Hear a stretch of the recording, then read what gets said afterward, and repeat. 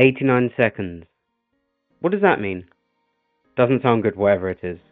Essentially, it's how long we have left until we destroy our world with our own technologies.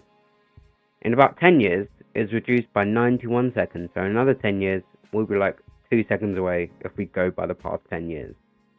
Now, what is this weird theory that I'm yapping on about? It's the doomsday clock. I feel like it's pretty popular, but for the people who don't know, it's what I explained before, plus it's a metaphor and reminder of the perils we have to address if we want to survive on this planet. 89 seconds is the nearest the world has been to disaster in the 70 years since the Bulletin of the Atomic Scientist has released annual assessments. Now, the Bulletin gives explanations to why they move the clock forwards and backwards, and coincidentally, for 2015, 2023, and 2025, it has all mentioned climate change or climate concern as one of the main reasons, and that relates to this video.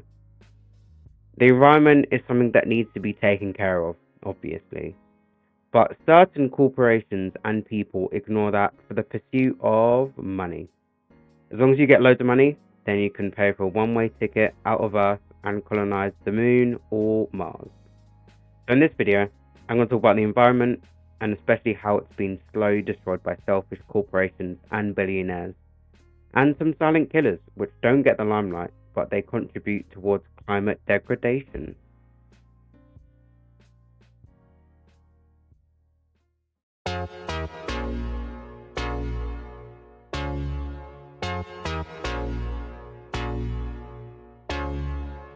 Hello, and welcome back to my YouTube channel. Now, this is going to be a long video, and as you can tell probably by the intro, it's going to be about the environment, and I've got like a really cool title that I think is cool anyway.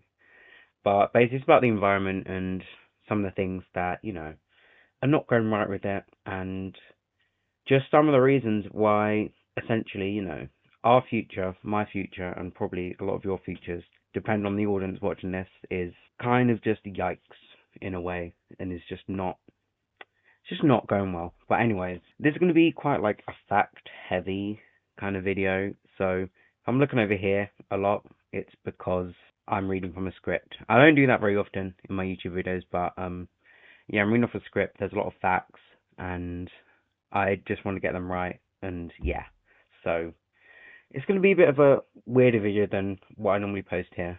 But yeah, I guess I'm going to get right into it. So,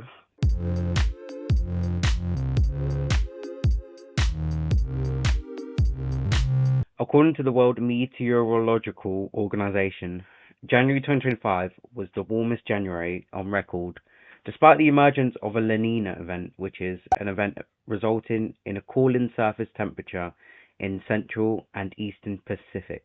And it was also warmer than January 2024, where an El Nino event happened, which is the opposite of a La Nina event. So the last 10 years has also been the warmest 10, like on record, since they've been, recording the temperatures on Earth. It doesn't seem like a lot, but especially because, the Earth is very, very, very old, but it's a trend now, and I feel like, we should really be concentrating on trends. Obviously not, a very small amount, but like the last 10 years I feel was a good kind of scope to see where we're going from.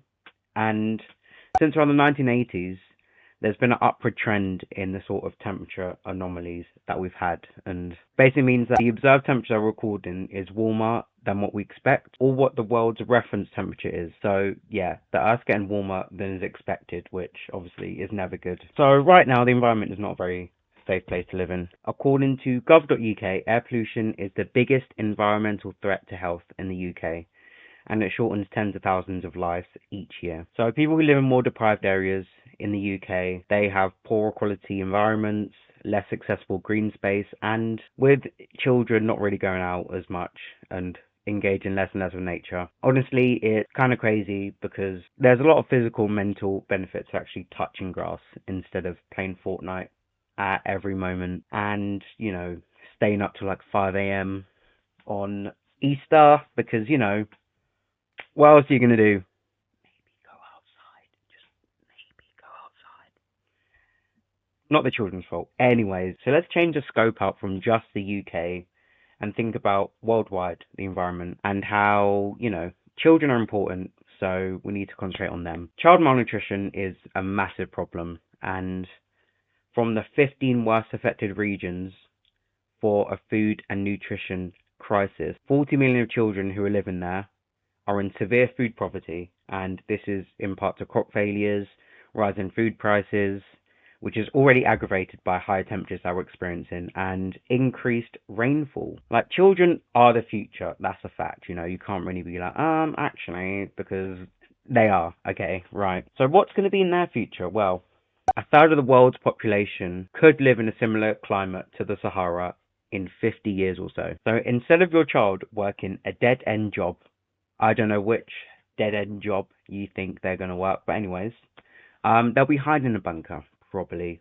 during summer, so they don't burn instantly as soon as they walk out of the bunker. So that's according to a study published by PNAS in 2020. Yeah, 2020, that year. But within the next 10 years, the world's going to pass a dangerous tipping point, and unless the nations, move away from the fossil fuels, and in my next video, I'm going to explain a bit more about, greener energy and stuff, but unless the nations move away from that, basically, you'll be walking your children to school in the future, knowing that their future is just void, and anything you spend on them will result in nothing. Don't actually think that, because we have a chance to save the world still. Look, it's coming. It's coming. We've already seen that, the damage that wildfires do in America and how devastating it was, and that's set to continue, basically, if the world continues down this path, If you watch the Grammys or the Oscars, you would have heard, the presenters banging on about donating to charity and, helping the wildfires and stuff. That's going to be a lot more.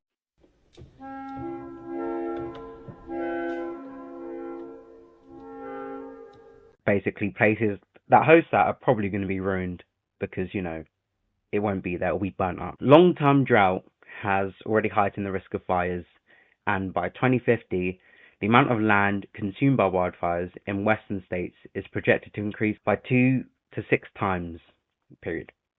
That will affect around 80 million people, and in football terms, proper football terms, not American football, okay? That's enough to fill up Wembley Stadium 889.064 times if, you like numbers like me. But essentially, unless the world actually, decides to care, then we're screwed, and essentially we will be like The Last of Us, but not as pretty, because it'll probably be burnt up instead of, nature taking over. Right, second section.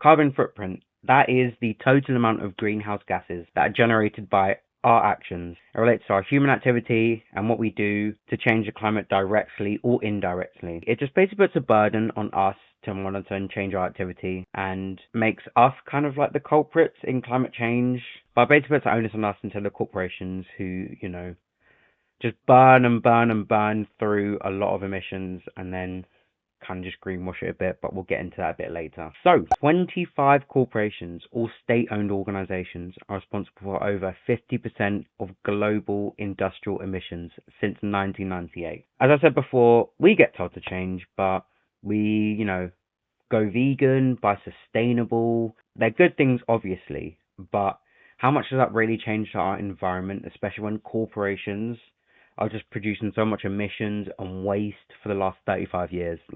But also making these choices are expensive, and a lot of people don't really have the funds to make said choices. And essentially, corporations care a lot more about profit and, money rather than, climate change and how their emissions affect the earth, and basically remind themselves of how they are ruining the earth isn't really profit friendly. So they choose to really ignore it because, it puts money in their pockets, as I've said.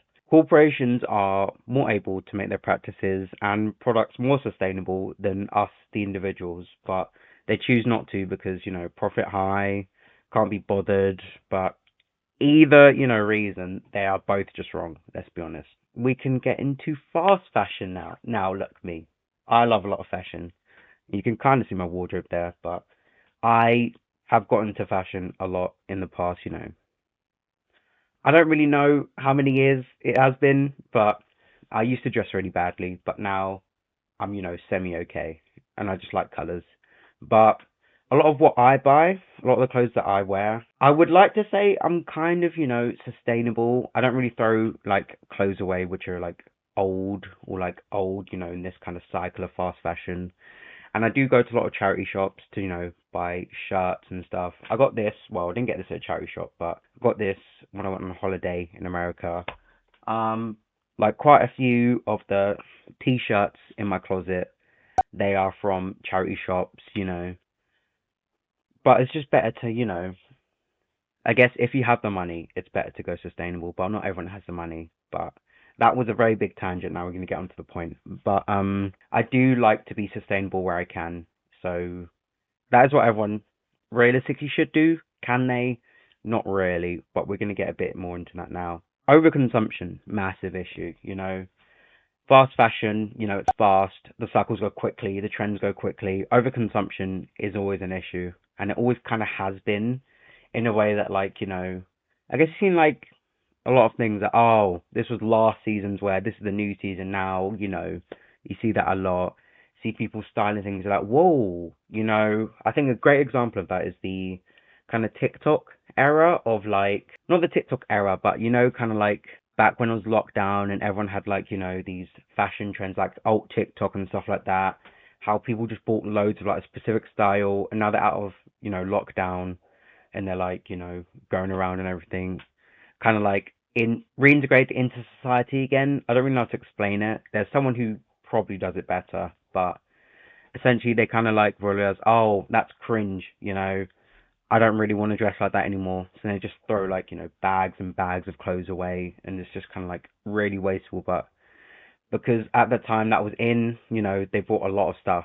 And what about a red flag then? Fast fashion, it's a very cliche answer, but honestly, I think at this point, you still have to say it, so I'm gonna say it. Like, if you wear fast fashion, if you keep going with micro trends, if you cannot build a signature because you don't know your story and what works for you, then I think that's a red flag.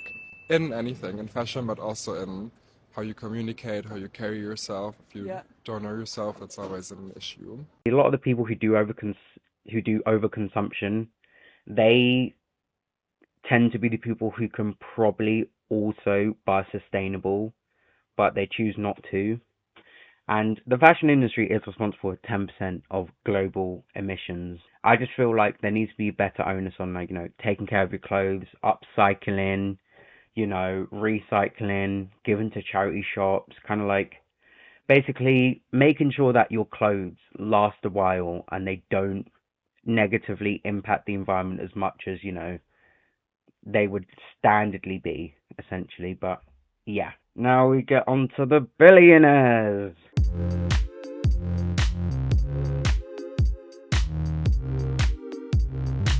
SpaceX, Elon Musk.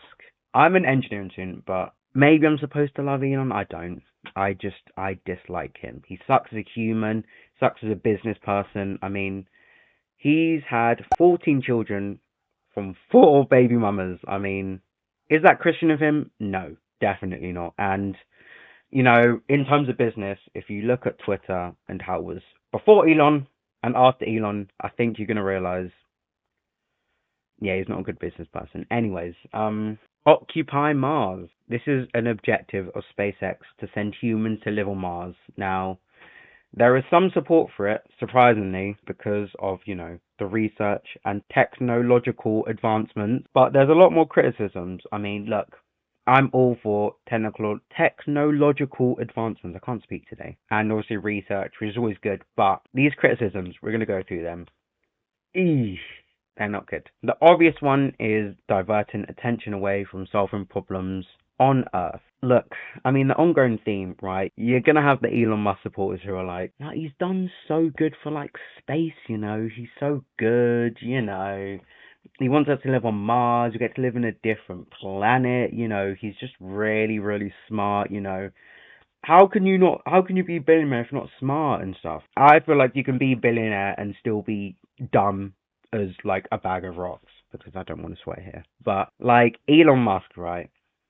he's not a good person, and I just don't think he really makes the smartest decisions. Like, he just like presents himself as stupid essentially. But criticisms of Occupy, what was it called? Occupy Mars, right? Is Boca Chica in Texas, where the launching infrastructure for SpaceX is being built, is suffering from a negative colonial style impact on the indigenous Carrizo Comecluda heritage. Sorry if I butchered that. And it's also impacting the local environment and wildlife without consent or consultation. Now, people said that the exploration of Mars should be left to the already successful robot missions because human missions would be too expensive and dangerous. And I do agree. I mean, I haven't really researched much into how the progress of, exploring Mars is going with the robots, but sending humans there, like, already, you are going to an environment which is really not really known for human habitat, and, sending humans there without much of an idea, it just doesn't seem that smart to me. Now we're going on to Jeffrey Bezos.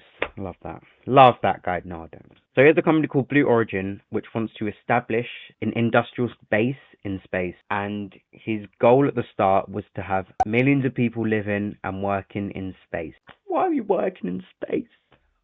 We leave Earth. We leave, the standard working 9 to 5. And we're working again. What does he want? Anyways. And Richard Branson wants to dominate space tourism and low orbital spaceflight. And, I mean, Richard's idea, it does sound pretty alright. It sounds good. But that's also because I do want to see space with my own eyes. And, it's kind of cool. But there is one problem. And just why is there such a concentration on space and leaving Earth and, trying to use and abuse new technologies? Because, if we're going from, a trend of the last, 10, 20, 30, we do tend to use and abuse technologies, let's be honest. And this is at the expense of using resources on Earth. All three of the billionaires that I've mentioned have given money to help the environment, and I've seen, evidence online. But the companies that they own, they emit so many environmental emissions that it's just kind of impossible to input the money needed for them to actually repair the damage that they make from the emissions and, destroying local habitats and stuff. Like, Bezos doesn't own Amazon anymore, but he did, okay? And he's still a billionaire, let's be honest. Like, I just feel like they're greenwashing. If anyone does this research, they'll see they're putting money into their green initiatives, which is good, but it doesn't offset the damage they've done. And literally, as I'm recording this video, we've, heard about the Blue Origin going to space with, like, Katy Perry and stuff.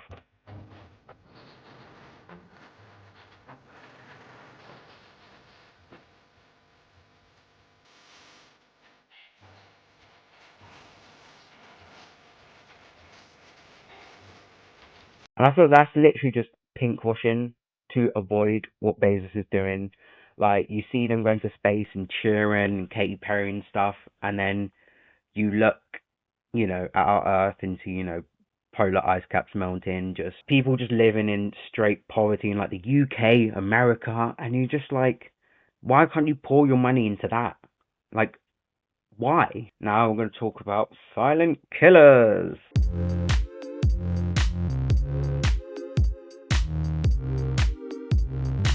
Something we don't talk about is light pollution, and that's the presence of any unwanted, inappropriate, or excessive artificial lighting. That's us. That's us humans, baby. But this is done only by humans, obviously, and it's a contributor to the wider impact of sources of pollution. More than 80% of the world live under light-polluted skies. Now, you might think that's not that bad, but it can affect a lot of things, including disturbing the body's sleep-wake cycle, and suppress melatonin, which is a hormone that regulates sleep. We also waste a lot of energy when we keep outdoor lights on. And like those shop lights that you see just on 24/7, like, is it needed? Especially if you're closed. Like, why? You're closed. Why are you doing that? Anyways, another silent killer of the environment is resource extraction. This is the removal of materials from the environment for human use. The most, well, in my opinion, the most heartbreaking and disgusting case of this is Congo. And it's such a rich country in terms of resources, but it's considered one of the poorest countries in the world. So DRC, in 2022, it was the world's largest cobalt miner, with 68% of the world's cobalt coming from there. It's around 60 to 70%. And this is related to the recent boycott on buying brand new, electronics, especially from Apple, due to the reliance on cobalt mining to get, the resources to make these electronics. And the conditions in which, cobalt is mined it's just dangerous. You've got low wages making like $3 a day, which is even higher than like the national wage average, which is like $1.90 or something. So yeah, you work in those conditions to get $1 over the national daily wage, not even like hourly, daily. Child labor as well, and human rights violations. So I've seen a lot of people talk about it on social media, and they aren't like massive accounts, but I do see it a lot. But it's also because my For You page is very much leftist content, very much trying to make change and stuff. So I know like a lot of people who don't really delve into that won't really see it. For the sake of the mobile phones we use, people are dying in Congo. The batteries of our smartphones were made with cobalt. Cobalt is an element used in the manufacture of lithium-ion rechargeable batteries that powers our phones, laptops, electric cars, and many other things. But it's very much on a grassroots level, and the 24-hour news cycle is just manic. And how quickly news goes from one thing to the other, how it gets recycled out, back in and back out. It's just like, you're not really going to concentrate as much as you should, especially when like anything about Trump just goes super viral, and it just like distracts any attention away. So it's just kind of like, yeah, resource extraction really can go under the radar, and it's not really talked about until people suffer, people die, something runs out, and then, oh, we should have done something. Well, there's people saying you shouldn't have done it, and you didn't.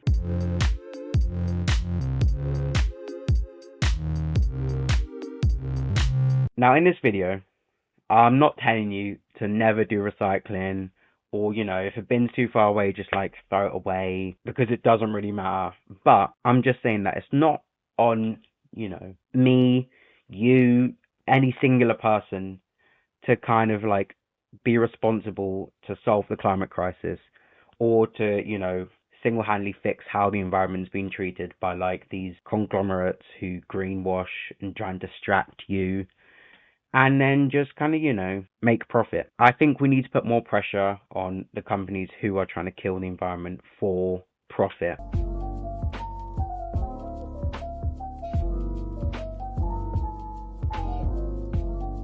And we need to, put pressure on the people who do, try and seem like they want to help the environment, but their actions are doing the complete opposite. Like, the billionaires who put money into here's £1 million, there you go. I'm, contributing £500 million is going to take for this, emissions to actually help the earth. But yeah, just don't ignore what's happening. And also try and interact with more content talk about our environment and ways you can help, ways you can pressure our MPs and stuff, try and email them, just try and get them to do something. Because even like my local MP where I live, not when I'm at uni, nothing, like just does nothing. I barely even know his name, to be honest. Please also do your own research and make sure that the websites and videos that you come across and see, they're verified. A lot of websites aren't free from bias, but make sure that the information is verified, and make sure you're not like falling for fake news. I know fake news, everyone says that, but just make sure that the information that you put into your brain is actually correct, essentially.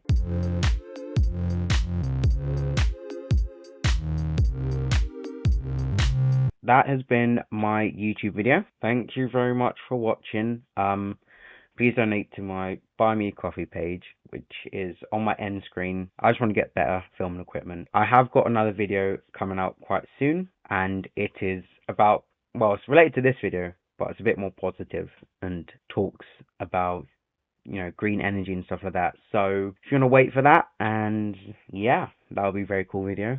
But that's been my video. Thank you. Please like, comment, subscribe. Tell me if you like this video and if you learn any information about, our world. But yeah, I will see you in my next video. Peace.